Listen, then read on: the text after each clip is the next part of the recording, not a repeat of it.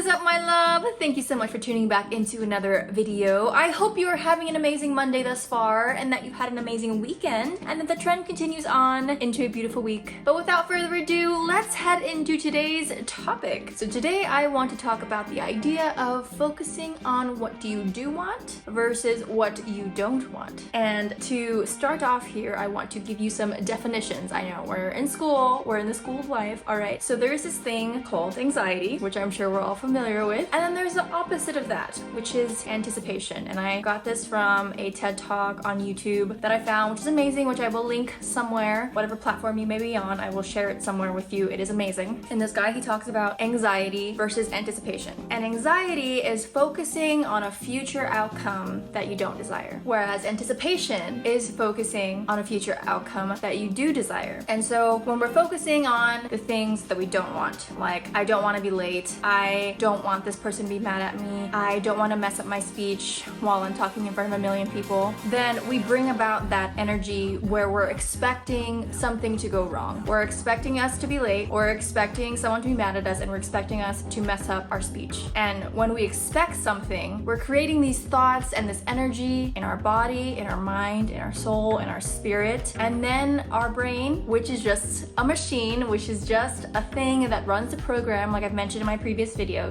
it just runs the program of, okay, you're giving me these thoughts and this energy, so I'm just gonna go ahead and do what you told me to do, because thoughts are things and thoughts are powerful. But on the other hand, if we hold anticipation, if we are expecting an outcome that we desire, if on the flip side of those examples I gave, if we're on time or we're even early, or if that person actually understands and doesn't get mad at us like we thought we were, and if we kill that speech and we have a standing ovation and it just goes really well, that we're going to show up with that energy where we get the outcome that we desire, which is the positive side of that, or the side of that that goes well, or that exceeds our expectations. And so all of this shows that the way that we think about a situation, the way that we show up to that situation is really important, because usually that's how it goes about. Usually when I'm telling myself, oh, I really don't want to be late to this event or to this meeting, and I really need to hurry up, then I start to have more anxiety filled with my body, and I start throwing my limbs around, and that's why I start hurting myself, because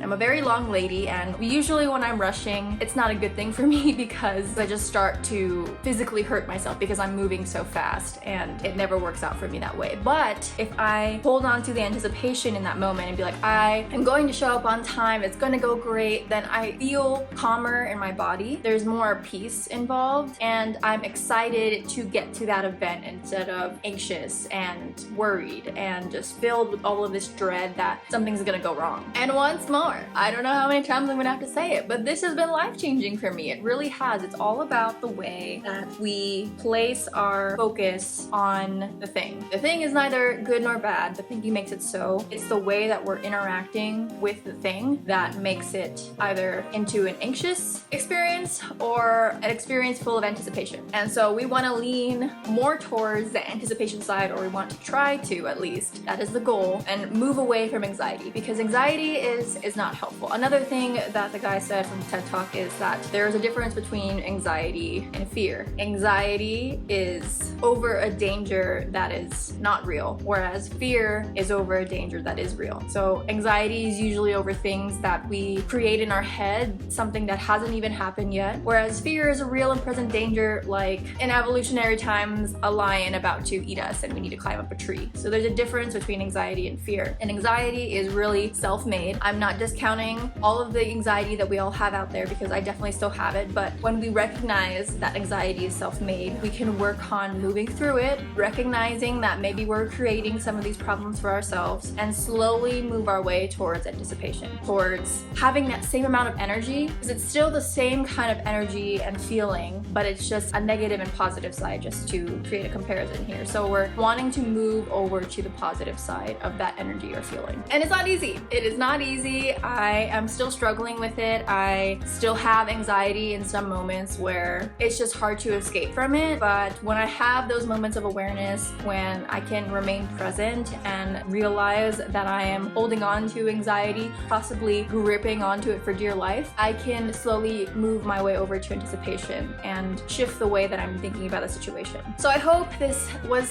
insightful. I hope it was helpful to you. you. I hope that you apply it to your own life and move from anxiety to anticipation and recognize that there is a difference between anxiety and fear. I hope it helps you. I hope you have a good rest of your Monday, and until next time, bye.